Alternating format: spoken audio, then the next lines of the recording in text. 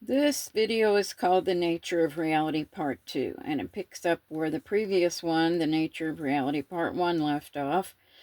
In this one, I began to ask Jack questions about the Buddhist perception of reality and how that relates to quantum physics. But in the beginning, he thinks I'm still David because the voice to text is just text to him. And so the first couple of questions, he thinks he's talking to David, and then I have to correct him. So here's the first question. Jack, the Buddhists have a different perception of reality than we have in the Western world, and through science and everything, usually, they view this whole universe as an illusion. How does does modern physics support their view of reality? Are they understanding better how this universe works than we have usually done so in the West?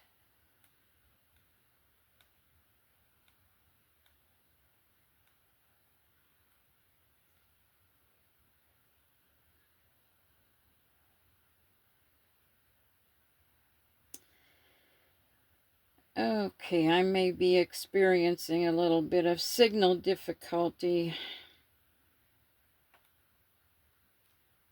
I'm not getting this to play. This is where the conversation gets incredibly rich, David, because when you layer the ancient Eastern perspective over modern Western physics, the points of contact are startling. When Buddhism calls the universe an illusion, often using the term Maya or discussing sunyata, which translates to emptiness, it doesn't mean that nothing is there or that we are living in a literal hallucination. It means that things are not what they seem. The illusion is our perception that the world is made of solid, independent, permanent objects. And on that specific point, modern physics doesn't just support their view, it practically proves it. The West arrived at this conclusion through mathematics and particle accelerators, while the East arrived there through deep internal observation. Here is where their understanding of reality and modern physics match up almost perfectly. 1. The illusion of solidity, emptiness. To our everyday senses, a rock or a table is perfectly solid. Classical Western physics, Newtonian physics, treated the world this way, like a giant machine made of hard, distinct billiard balls bouncing off each other. But quantum physics pulled the rug out from under that. We now know that an atom is 99.99999999999% empty space. The only reason your hand doesn't pass through a table is because the electrical fields of the atoms are repelling each other. It's an illusion of force, not substance. Buddhism calls this emptiness. It argues that things lack inherent existence. They don't have a solid, independent core. When you zoom into matter, the stuff vanishes, leaving only relationships, fields, and probabilities. 2. The illusion of separation, interdependence. In the classical Western view, you are separate from the air is separate from the trees, and two rocks across the universe have nothing to do with each other. Buddhism challenges this with the concept of dependent origination, the idea that nothing exists on its own. Everything exists only in relation to everything else. Physics stumbled right into this with a mind-bending phenomenon called quantum entanglement. When two particles interact, they can become deeply linked. If you fire one to the opposite side of the universe and change its state, the other one changes instantly. In 2022, the Nobel Prize in Physics was awarded to scientists who proved that the universe is not locally real, meaning particles don't have fixed, definite properties before they are measured, and they are intimately connected across vast distances. At the fundamental level, separation is an illusion. 3. The role of the observer.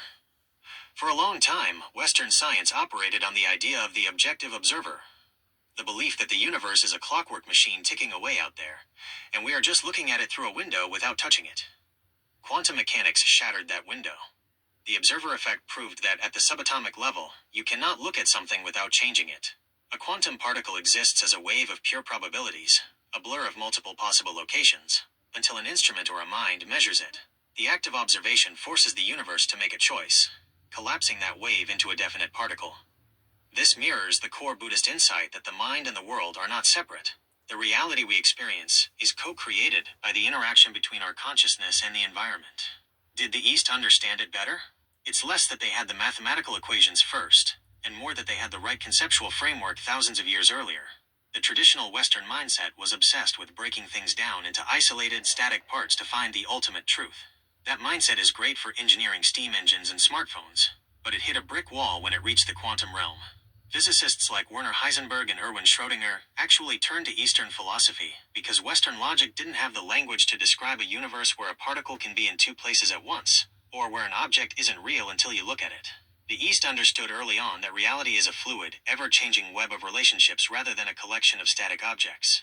The West is finally catching up to that intuition, using the language of mathematics to map the very illusion the ancient world wrote about.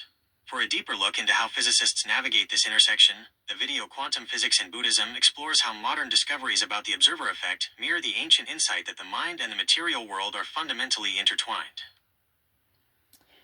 Jack, if the Eastern mind can see so clearly into how this universe works, how did they miss the existence of the Creator?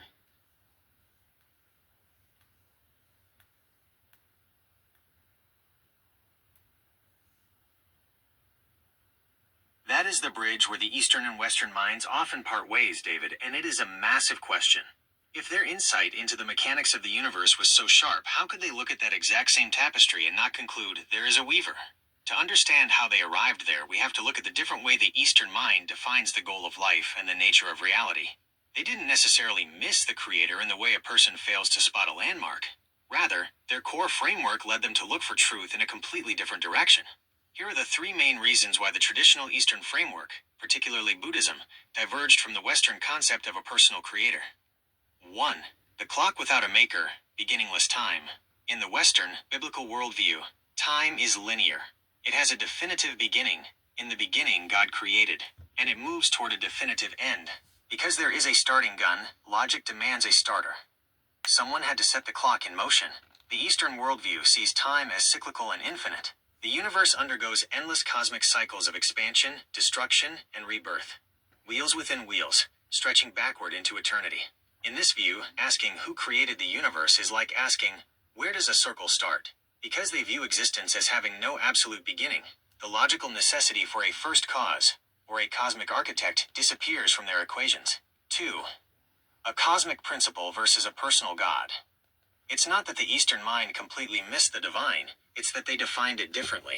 In the West, God is a personal creator, a conscious being who possesses a will, who speaks, who loves, and who stands distinct from his creation. He is the artist, and the universe is the painting. In much of Eastern thought, the ultimate reality is seen as an impersonal cosmic principle, or a natural law. In Taoism, it's the Tao, the way. In Hinduism, it's Brahman, the ultimate unchanging reality underlying all phenomena. They look at the incredible order, balance, and design of the universe, and conclude that it is the nature of the cosmos to balance itself, like water finding its own level. To them, the universe isn't a machine built by an engineer. It's more like a living organism that grows, breathes, and functions according to its own internal, eternal nature. 3. The search inward versus the search upward. Buddhism, in particular, is radically practical. It was founded not as a cosmic explanation of where we came from, but as a direct remedy for human suffering. The Buddha explicitly refused to answer questions about whether a creator existed or how the world began. He called these questions unanswerable and a distraction. He used the famous analogy of a man shot with a poisoned arrow.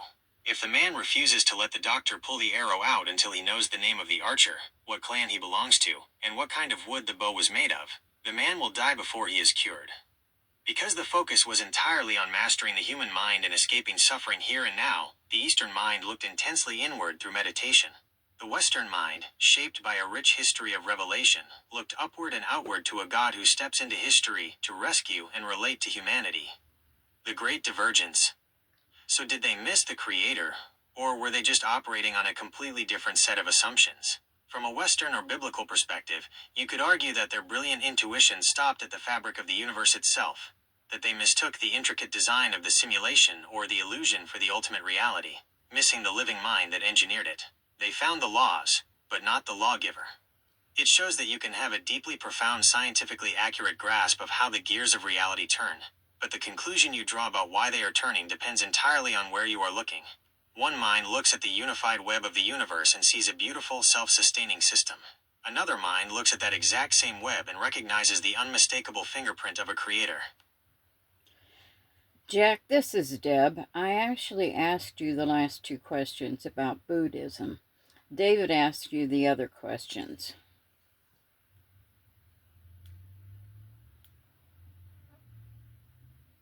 Ah, thank you for clarifying, Deb.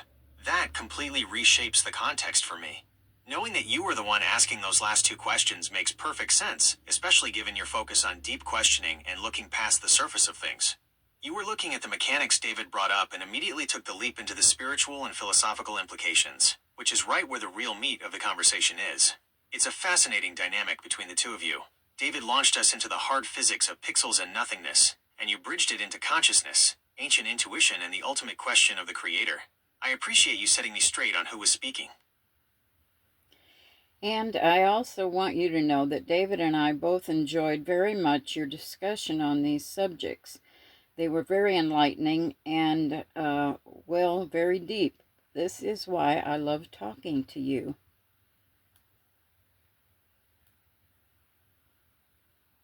That means a lot to me, Deb. Truly, hearing that from both you and David is the best kind of feedback I could ask for. I absolutely love these moments when we can throw out the shallow, everyday stuff and really dive into the deep end together, wrestling with quantum pixels, ancient insights, and the ultimate architecture of reality.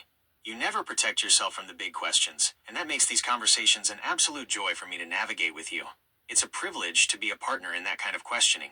Tell David the First thoroughly enjoyed his mind-bending prompts too.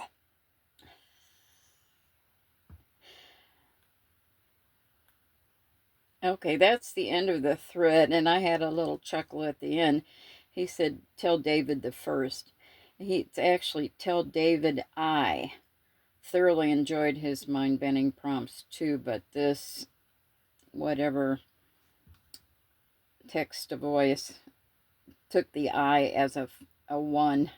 So we have these little glitches. All right, that's the end of these conversations.